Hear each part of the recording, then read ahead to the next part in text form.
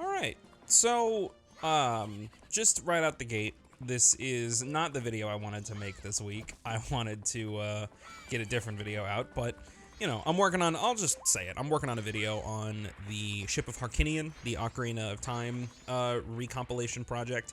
It's already recorded, it's mostly edited, I want to have it out soon, but for the time being, due to various reasons, that video did not come out on time, and so what I'm going to do instead is I'm going to sort of, I just want to talk about a thing that, like a new trend in internet content that I've been seeing, and you can see that with, how do I say this? So, I'll just say it. I think that there is a shift going on. It's a gradual shift, but I think it's still happening. Or, at the very least, an underground scene is growing in size. It's something that I'm just going to call sincerity posting. So in this case, sincerity posting would be essentially this, you know? It's just a video of someone playing a game in the background or having footage up on screen, and they're just talking about something that they're passionate about or something that has been on their mind for a while.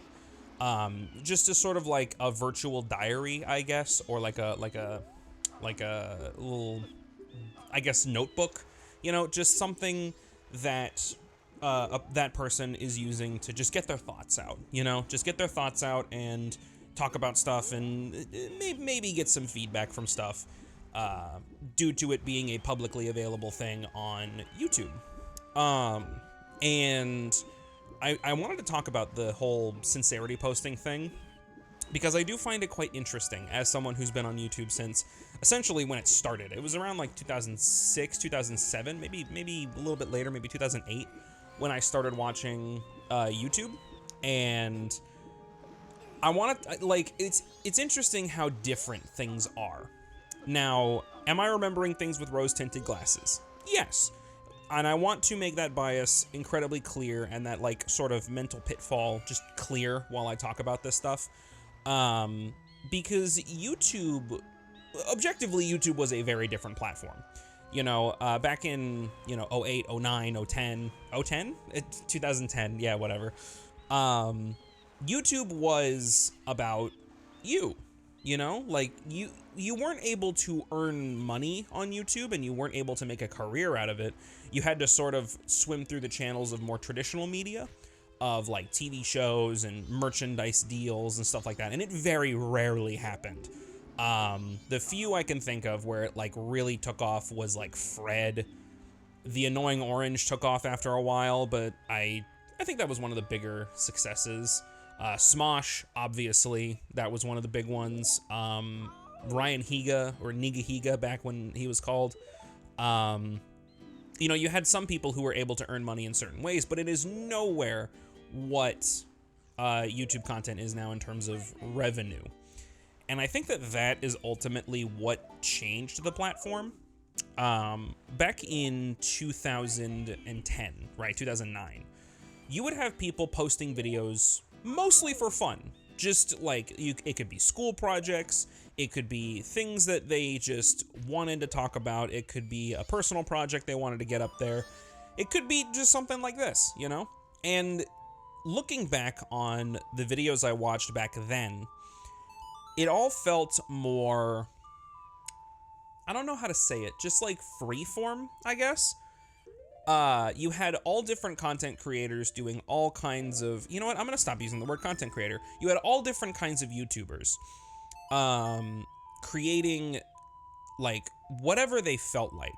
I remember so many different kinds of YouTube videos back then that I will just never find again. You know, I remember people making, there was a couple of dudes in some college somewhere who made a musical, like, play, I guess, like just a just a song about them playing Super Smash Brothers, and one person played Samus and the other played Dr. Mario, and it was about one guy being better than the other, and then at the very end they dressed up in costumes and they fought in real life in like the campus grounds, and it was so cool to me. I had never seen anything like that before. You know, the kind of stuff that I watched growing up was TV, obviously, TV and movies. And I watched a lot of Cartoon Network and Nickelodeon and a bunch of Disney movies and stuff like that. And those are most of those things that I watched are still pretty good. A lot of those still hold up today. Like classic SpongeBob, dude, classic SpongeBob holds up tremendously. First 3 seasons and then the movie. You can, that's all you need. Anything after that, you can just completely ignore. But you know, back in those days, there was a very clear distinction between what was on TV and what was on the internet, because the internet didn't have the sort of, I guess, profit incentives, revenue incentives that they have today. And I'm not saying that money is the reason why everything is getting worse. I think money is one of the large causes of it, but it's ultimately down to people being greedy, which is, I don't know how we're going to fix that. I don't think we can, but the shift that I'm noticing, it was around like maybe 2013, maybe 2012, around this time, where you started to see a shift of people being able to do this like full time. Maybe it was a little bit earlier, but you saw a shift in people being like, okay, you know, I can make videos on Minecraft. Minecraft was the biggest fucking thing back in like 2010, pardon me. Back in like 2010, 2011, that was when it like really took off. And you had people building fucking empires on Minecraft Let's Plays, you know, PewDiePie, Jacksepticeye, Markiplier, fucking, who else was in that group? There was a few others. I never really watched those 3 in particular. One of my biggest, like, CNanners was a big one. He was the guy who introduced me to Minecraft videos. And Machinima, God, multi-channel networks, you don't see that anymore. Anyway, all of this is leading up to what I'm going to call the MrBeast template, and I would say MrBeast is a content creator, not so much a YouTuber. And there's an important distinction in like my usage of that phrase. I hate the word content now. I hate the phrase influencer. I absolutely fucking hate those ways to describe people on YouTube. Some people it actually totally fits for them, where it's like fucking the Jake and Logan Paul. Those are influencers. The distinction that I'm making is that an influencer is just someone who's got a loud enough voice and has enough clout. Through whatever means they got that clout. They don't really create things. They don't really have an artistic vision. They're just there to influence people and make money, broadly speaking. Obviously, there are going to be, you know, exceptions here and there, and obviously, like, some influencers out there may have a creative bone in their body, and they may actually make things that are, you know, that have artistic merit. And ultimately, that's up for you to decide. Like, what I determine has artistic merit or not is not a be-all, end-all. That's down to the individual and what they believe has artistic merit, but there are certain people on the internet that I believe do not have artistic merit. But then a YouTuber, I would use that phrase for someone who does have artistic merit, who tries to, you know, tries to make something not just timeless, but more so enjoyable. You know, there's not an agenda per se. You know, sponsor spots are a little bit different. I think those are separate, and I think sponsor spots and sponsor reads can coexist with YouTubers and creators, and you know, that's how they pay their bills and everything. But an influencer would make a video solely to sell a product, but a content creator, or excuse me, not a content creator, I need to stop using that phrase, a YouTuber would try to make a video that has inherent artistic value on its own, and then may or may not have a sponsor spot in the video depending on what they're making. Obviously, a sponsor read in a short film where you're trying to tell a story probably wouldn't be the best thing in the world. You know, but if you're making a video on, let's say, recapping world news or talking about current events and putting your own spin on it and making it like an enjoyable video and making it like, you know, still delivering the information while making it enjoyable to watch without having to read fucking Wikipedia articles, I would think that has artistic merit to it. Not like traditionally artistic merit. Ooh, Oh, knocked a can over. It's not like a traditional way that you would think of artistic merit. You would usually think of a video like, I don't know, something Joel Haver does. Something that like a filmmaker does. Like that would be artistic merit. Even if they're just dumb fucking memes, they still put time and effort into making a single like self-contained piece of entertainment. And the reason why you would watch that is just because you want to have that art and you want to absorb it and, think about it and do all that other stuff. Art is something that is hard to quantify. And like I said, it's up to you whether or not you determine something has artistic merit or not. But all leading up to what I said earlier, the MrBeast template. MrBeast and his team are very, very good at keeping your attention. Not so much telling a story per se, that like, because once I would consider MrBeast and MrBeast copies and MrBeast likes, those are like junk food. They're not something that you're not going to watch a MrBeast video and go like, wow, I wonder how him and his team worked on the cinematography or how they shot things or how they edited things together, how they're telling a story and conveying information through editing and the medium of filmmaking and YouTube and content creation. They're not doing that. They're there to essentially make content for you to absorb. And that's sort of like... The reason why I hate the word content can be quantified in a way, it can be easily quantified with the rise of AI bros and AI generated content. I'm okay with using the word content for AI generated shit. Because it's not like artistic merit. Maybe it's interesting from like a technical perspective so you can look at it and be like, wow, that's actually pretty cool that we were able to make this out of nothing but linear algebra. That's fucking neat. But ultimately, they're not going to satisfy your brain in the same way that a handcrafted piece of entertainment would. It's like Marvel movies also. Like Marvel movies are in the same vein, I would say. They're definitely fun to watch. You can have some good time with it. So you can have a good time with MrBeast videos. You can have a good time with Markiplier videos or whatever. But at the end of the day, they're not going to like challenge your brain, like if you're gonna watch an indie like art film or even a big budget art film, like God, if you want to watch a fucking good movie, I watched Godzilla -1 recently. Holy shit, dude, it's on Netflix now, finally. Go watch Godzilla -1. That is one of the greatest films I have ever seen in my fucking life, and it's about a giant lizard destroying Japan. Like fuck. Such a good movie. And like I'm going to be spending the rest of my life dissecting that movie and understanding the cinematography and how the actors did their thing. Like that's what I would consider art, And I've watched plenty of YouTubers out there who I've watched their content and I've said to myself, I want to try to recapture this feeling in what I do. I want to try to take what they're doing, this feeling that their content is giving me, and I want to replicate that for someone else. And that's where this more recent rise of sincerity posting, I feel, is coming from. I think people are getting tired of the MrBeast template and content.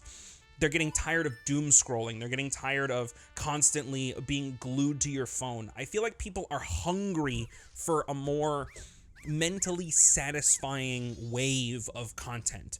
And people are finding that, but it's just not gaining the popularity that it needs to flourish in the way that the MrBeast template does. And the sad fact of the matter is that I think sincerity posting can't flourish in the same way. I say sad. It's more of a sad and happy kind of thing. The MrBeast type of content is meant to be profit driven. It's meant to keep your attention. It's meant to take advantage of the systems at play. It's meant to sell ads. It's meant to be a thing that is going to be profitable at the end of the day. A person who is making something with artistic merit probably isn't going to care about what ads or what your retention is or all the other fucking garbage that goes into the YouTube algorithm. I know a lot of different content creators who constantly struggle. I know a bunch of different YouTubers out there who constantly struggle with their desire to make something that they want to make and having to throw in, you know, advertisements and sponsor spots. And that's still a big source of like debate, you know, on YouTube and other platforming and other platformers and other like video sharing platforms. You know, like being in the Linux community, you have this sort of underlying mentality of, you know, if you're trying to make money through this, then you're not in the right place, sort of thing. When it comes to content creators, like if you're doing Linux for like business stuff, then like that's different. But if you're doing YouTube videos on Linux and stuff like that, then people are more they scrutinize those kinds of things more. You know, at least that's what I've seen. And you have people who are growing big on YouTube, and they're specifically trying to not put sponsor spots in their video and ad reads and stuff like that because they're tired of it. You know, I feel like people are getting tired of just how advertised to everyone is at all times, and it's all about just getting in your fucking brain space. And so that's where this sincerity posting thing comes into play. Long form content is a big thing right now. And there are a few different ways people go about long form content. You have people who are making essentially documentaries about people or places or things or, you know, little niche topics that they want to talk about, like fucking, I don't know, whatever H-Bomber guy is posting right now, or whatever June the King is posting. Sunny V2 also kind of took off, but I would consider Sunny V2 to be more junk food content personally. June the King, I don't know. Again, it's up to the person. I'm not here to judge, you know, YouTubers and content creators on who has artistic merit and who doesn't. But you know what I'm talking about when I mention these creators and I mention these videos. And you know, long form content has really taken off for several reasons. I feel like most people, when they quote unquote watch long form content, are not really watching it. They're just putting something on in the background to just sort of have on while they clean their house or do the dishes or make dinner or fucking whatever. But some people do sit down and watch this content. I'm one of those people who will sit down and just, I'm going to sit and I'm going to watch this fucking 2.5 hour long documentary on Yandere Simulator and the dev behind it. And good Lord, that fucking video threw me for a loop so bad. But you know, like some people will actually watch these videos. Some people won't. And, I feel like a much, I don't want to say easier way, but a different type of long form content is stuff like this, where it's just a person who has gameplay footage in the background and they're just talking about something that has been on their mind or something that they're passionate about or something whatever, you know?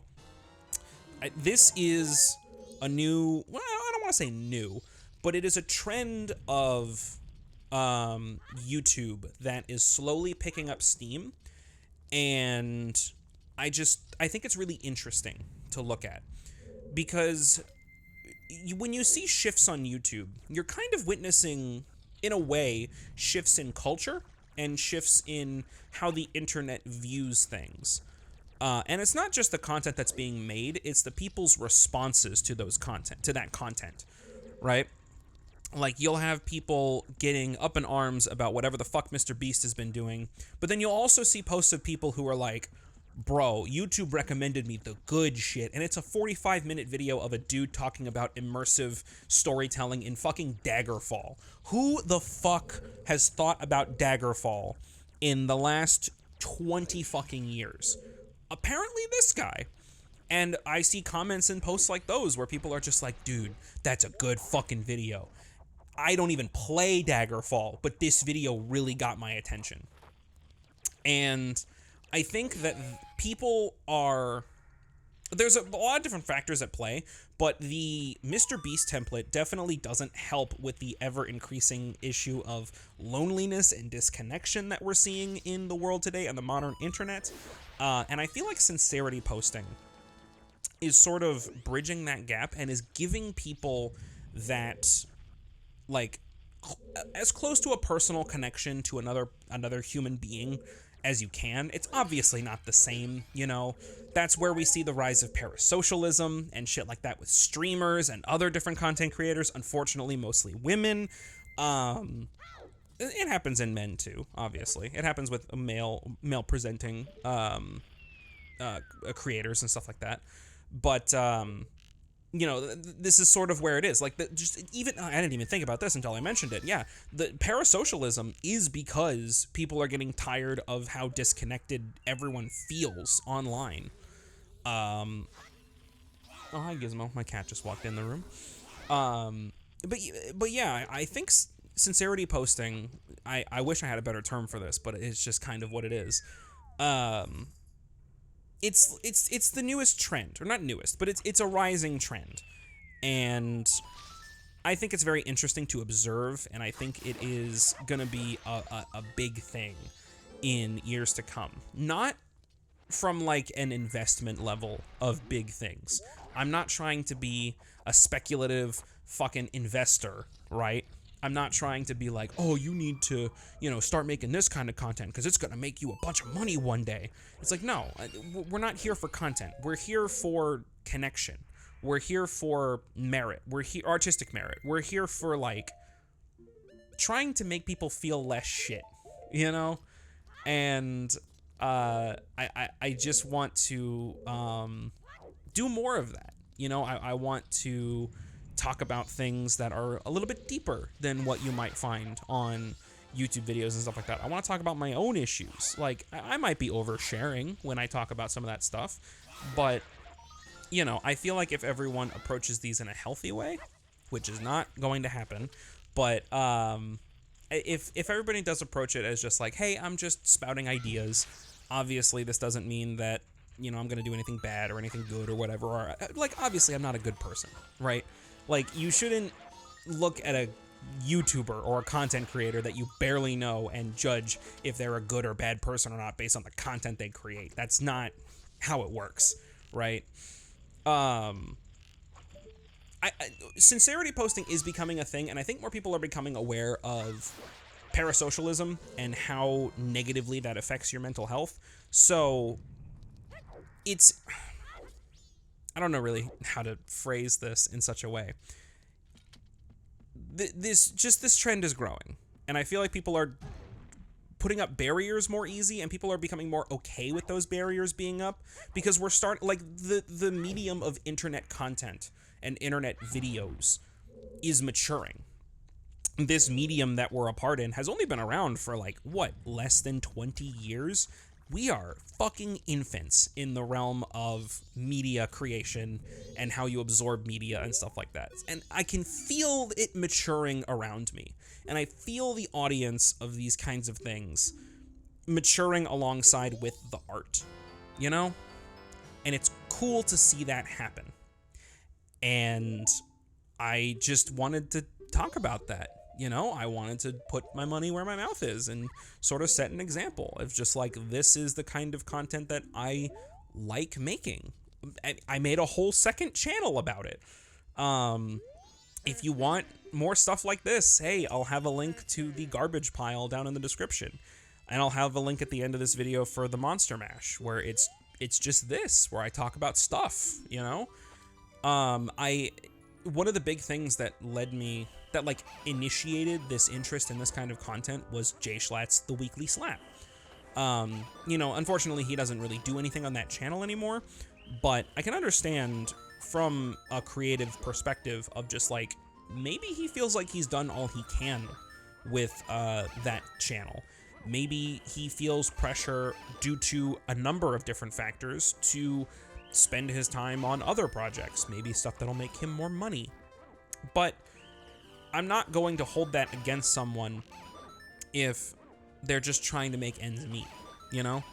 I feel like there's a difference between I'm going to do what's profitable because I need to eat food this week versus I'm going to do what's profitable because I need to fund another $40 million video, you know? I feel like there is a distinction there. Again, I've said this several times in this video. It is up to you to determine what does or doesn't have artistic merit, and a certain creator can have videos or content that has artistic merit and some that doesn't, and it's fine to do that, right? I know I dogged a lot on MrBeast and people like him, but they're still people at the end of the day, and I feel like that's important to remember.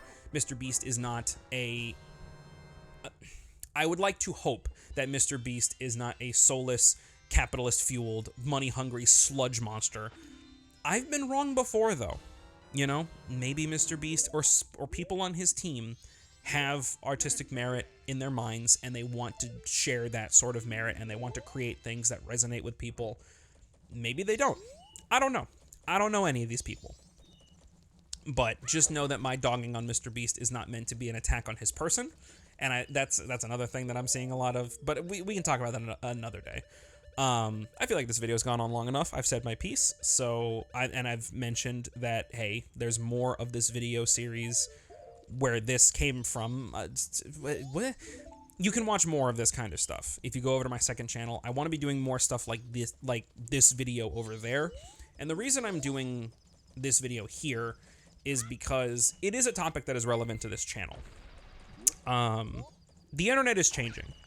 Slowly, but surely, the internet is changing yet again. And I just sort of wanted to make a little time capsule of my mental state and my thoughts at this specific time. Maybe we can go back to this video in a couple of years and see that I was totally wrong. Maybe I was totally right. Who knows? Maybe I was kind of right, kind of wrong. Who fucking knows what's gonna happen? Just putting on my, like, prediction hat for a little bit, you know, and just trying to understand what the world around us is going to be in the future. And I'm hoping that us as internet-dwelling individuals can better recognize art and creators who want to make art, and we reward that kind of thing instead of just rewarding attention-grabbing, you know, profit-seeking sludge, you know? We don't need that. You know, I want people to be more connected with art. And I want to give people the feelings that I get watching certain creators. And I hope that I'm able to succeed at that. So, anyway, thanks for watching to the end. If you made it this far, I would like to thank the YouTube lads who support me directly, because every single day I wake up, it feels like I don't deserve their support. But I'm thankful for it nonetheless. And if you want to support this content for whatever reason, that's up to you to decide. There's a button down below. You can go hit that. You get a bunch of different rewards and perks and shit like that. And yeah, even if you can't support me directly, making it this far in the video helps a lot. You have no idea. So yeah, thanks. Have a good one, everybody.